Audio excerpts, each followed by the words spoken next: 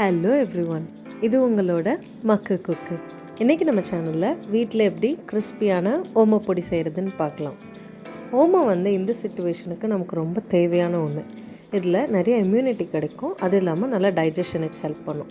வாங்க இந்த ஓமப்பொடி எப்படி செய்கிறதுன்னு பார்க்கலாம். முதல்ல ஒரு பேன் வச்சுக்கோங்க. அதில் 1 டேபிள் ஸ்பூன் போல் ஓமம், இந்த ஓமம் விதைகள் நம்ம சேர்த்துக்க போகிறோம். இதை ஃபஸ்ட்டு லைட்டாக ரோஸ்ட் பண்ணிக்க போகிறோம். அப்போ இந்த ஃப்ளேவர்ஸ் எல்லாம் நல்லா வெளியில் வரும். அதுக்காக வெறும் கடாயில் எண்ணெய் எதுவும் சேர்த்தாமல் 1 டேபிள் ஸ்பூன் ஓமம் போட்டு லைட்டாக ரோஸ்ட் பண்ணுங்கள். வாசனை வெளியில் வந்தால் போதும், ரொம்ப நேரம் ரோஸ்ட் பண்ணணுன்னு அவசியம் இல்லை. ரோஸ்ட் ஆனோடனே இதை முதல்ல ஆற வச்சு எடுத்துக்கலாம். இப்போ ஒரு மிக்ஸி ஜார் எடுத்துக்கோங்க. அதில் ஃபஸ்ட்டு நம்ம ஆற வச்ச ஓமத்தை சேர்த்துக்கலாம். சேர்த்துட்டு இதை ஒரு அடி அடிச்சுக்கலாம். சும்மா ஓமம் 1-2 உடையணும். இப்போ இந்த 1-2 உடைஞ்ச ஓமத்துலேருந்து நல்ல ஃப்ளேவர் வெளியில் வரும். இப்போ இது கூட ஒரு 1/2 கப் போல் தண்ணி சேர்த்துக்கோங்க. 1 டேபிள் ஸ்பூன் ஓமத்துக்கு 1/2 கப் தண்ணி சேர்த்துட்டு இதையும் ஒரு தடவை மிக்சியில் அடிச்சிருங்க. இப்போ இந்த ஓமமும் தண்ணியும் நல்லா கலந்து ஓமம் வாட்டர் ரெடியாக இருக்குது. இதில் நம்ம ஃபில்ட்ரு பண்ணி இந்த ஓமம் எசன்ஸ் இறங்கின தண்ணியை மட்டும் எடுத்து வச்சுக்க போகிறோம். இந்த ஓமம் வாட்டர் ரெடி ஆகிடுச்சு. இதை தான் நம்ம மாவில் சேர்த்து பிசைறதுக்கு யூஸ் பண்ண போகிறோம். இது ஃபுல்லாக யூஸ் பண்ண மாட்டோம், அளவாக தான் யூஸ் பண்ணுவோம். முதல்ல எடுத்து வச்சுக்கலாம். இப்போ ஒரு மிக்சிங் பவுலில் நம்ம மாவெல்லாம் சேர்த்து ஆரம்பிச்சிடலாம். எல்லாத்தையும் சலித்து சேர்த்துக்கோங்க, அப்போ கட்டி இல்லாமல் வரும். முதல்ல இதில் 1 கப் கடலை மாவு சேர்த்துக்கோங்க. இந்த கடலை மாவு நல்லா பியூரானதாக எடுத்துக்கோங்க. சேர்த்துட்டு 1/4 கப் அரிசி மாவு. 1 கப் கடலை மாவுக்கு 1/4 கப் அரிசி மாவு. இந்த அரிசி மாவு ஓமத்தை நல்லா கிறிஸ்பி ஆக்கிறதுக்கு. கூடவே தேவையான அளவு உப்பு நான் 1 டீஸ்பூன் சேர்த்துக்கிறேன். அப்புறம் 1 பிஞ்ச் போல் பெருங்காயத்தூளாக சேர்த்துக்கோங்க. சேர்த்துட்டு இது எல்லாத்தையும் ஒரு தடவை நல்லா சலிச்சிருங்க. இந்த மாதிரி சலிச்சிட்டோன்னா நம்ம பிசையும் போது நம்ம கஷ்டமாக இருக்காது. இப்போ இதில் 1 டேபிள் ஸ்பூன் போல் நல்லா சூடான எண்ணெய், நல்லா பாயிலிங் பாயிண்டில் இருக்கணும் எண்ணெய். அந்த எண்ணெயை 1 டேபிள் ஸ்பூன் போல் சேர்த்துக்கோங்க. இது நம்மளோட கிறிஸ்பினஸை ரீட்டைன் பண்ணுறதுக்காக சேர்த்துறது. இதை ஃபஸ்ட்டு ஒரு ஸ்பூனோ ஒரு ஸ்பாச்சுலாவோ வச்சு கலந்துக்கோங்க. ஏன்னா இப்போ எண்ணெய் சூடாக இருக்கும், கை வைக்க முடியாது. இந்த மாதிரி எல்லா பக்கமும் அந்த எண்ணெய் பரவுற மாதிரி கலந்துக்கோங்க. இப்போ எண்ணெய் லைட்டாக ஆறிடுச்சு. அடுத்து கை வச்சு இதை நல்லா கலக்கணும். எல்லா இன்க்ரீடியன்ஸும் எல்லா பக்கமும் நல்லா கலந்து வரணும். ஸோ இந்த ஆயில் அங்கங்கே திட்டாக இருக்கும், அது எல்லாத்தையும் உடச்சி விடுற மாதிரி இந்த மாதிரி உள்ளங்கையில் வச்சு தடவிக்கோங்க. இப்போ இதில் இந்த ஓமம் வாட்டர் சேர்த்து போகிறோம். கொஞ்சம் கொஞ்சமாக சேர்த்து பிசைஞ்சிட்டு வாங்க. 1/2 கப்பையும் நம்ம ஃபுல்லாக யூஸ் பண்ண மாட்டோம்.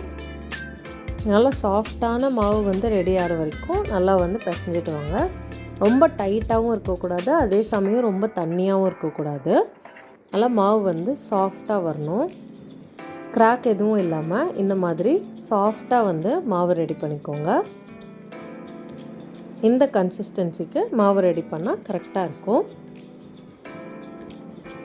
இப்போ என்கிட்ட பார்த்தீங்கன்னா ஒரு 1/4 கப்புக்கும் கொஞ்சம் கம்மியாக மிச்சம் இருக்குது ஓமம் வாட்டர். இதை யூஸ் பண்ண வேண்டாம். இப்போது மாவு ரெடியாக இருக்குது. நான் இன்றைக்கி இடியாப்ப குழல் எடுத்திருக்கேன். இந்த மாதிரி தின்னா குட்டி குட்டி ஓட்டையாக இருக்கிற மாதிரி நீங்கள் முறுக்கு குழலோ இடியாப்ப குழலோ யூஸ் பண்ணலாம். உள்ளே எண்ணெய் தடவிருக்கேன் லைட்டாக ஒட்டக்கூடாதுன்னு. இப்போது இந்த மாவை இந்த குழலில் சேர்த்துடலாம்.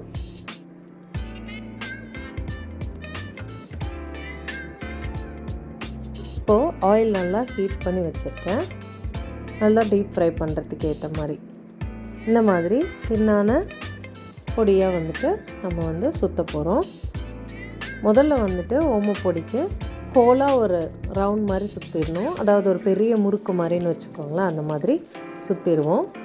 அப்புறம் இதை ஃப்ரை பண்ணி எடுத்துகிட்டு இதை பொடிச்சுக்குவோம். அதுதான் ஓமப்பொடி. இப்போ இது ஈஸியாக வேகமாகவே ஃப்ரை ஆகிடும். ரொம்ப நேரம் நம்ம வெயிட் பண்ணணுன்னு அவசியம் இல்லை. 2 பக்கமும் ஃப்ரை ஆகிறதுக்கும் சேர்த்தே ஒரு 1 நிமிஷம் கூட எடுத்துக்காது. பார்த்திங்கன்னா இது நல்லா எலும்பி வந்திருக்கு இப்போது. இப்போ இதை வந்து நல்லா திருப்பி போட்டுருங்க. திருப்பி போட்டு இதை வந்து நல்லா கிறிஸ்பாகணும். பபிள்ஸ் வந்து லைட்டாக இப்போது கம்மியாக ஆரம்பிச்சிருக்கு. இந்த ஸ்டேஜே வந்து கரெக்டாக இருக்கும். ஃபுல் பபிளும் போகிற வரைக்கும் வெயிட் பண்ணோம் அப்படின்னா ஓமம் வந்து கருகிரும். இந்த ஸ்டேஜில் நம்ம எடுத்துடலாம். பார்த்திங்கன்னா எடுக்கும் போதே தெரியும் கிறிஸ்பாக தான் இருக்குது. இப்போது கடைசியாக இந்த சூடான எண்ணெயில் ஒரு கொத்து கருவேப்பிலை. அடுப்பு ஆஃப் பண்ணிடுங்க. ஆஃப் பண்ணதுக்கப்புறமா எண்ணெய் சூடாக இருக்கும்போது ஒரு கொத்து கருவேப்பிலையை வந்து இப்படி வந்து போட்டு லைட்டாக வந்து பொரித்து எடுத்துக்கோங்க. இதை வந்து ஓமப்பொடியில் ஆட் பண்ணிக்கிட்டோன்னா நல்லா வாசனையாக இருக்கும், ஃப்ளேவர்ஃபுல்லாக இருக்கும். கருவேப்பிலை வந்து லைட்டாக வெடிக்கும். ஸோ வந்து கொஞ்சம் கேர்ஃபுல்லாக வந்து ஹேண்டில் பண்ணுங்கள். இப்போது நம்ம ஓமப்பொடியெல்லாம் பொரித்து ரெடியாக இருக்குது. ஒரு பவுலில் வந்துட்டு இது எல்லாத்தையும் நல்லா கைக்குள்ளே வச்சு நசுக்கி பொடி பண்ணிக்கலாம். பார்த்திங்கன்னா எவ்வளோ கிறிஸ்பாக வந்திருக்குன்னு தெரியும். இந்த மாதிரி எல்லாத்தையும் வந்து நம்ம கைக்குள்ளே வச்சு இந்த மாதிரி நொறுக்கி வச்சுக்க போகிறோம். அவ்வளோதான், நம்மளோட ஓமப்பொடி வந்து ரெடி ஆகிடுச்சு. இப்போ இதில் கடைசியாக வந்துட்டு நம்ம பொரித்து வச்சுருக்க இந்த கருவேப்பிலையிலையும் உள்ளே சேர்த்துட்டு ஒரு தடவை நல்லா வந்து கலந்து விட்டுடலாம். இப்போ நீங்கள் மாவு பிசையும் போது உங்களுக்கு கொஞ்சம் காரம் வேணும் அப்படின்னா ஒரு 1/2 டீஸ்பூன் போல் மிளகாத்தூள் சேர்த்துக்கலாம்.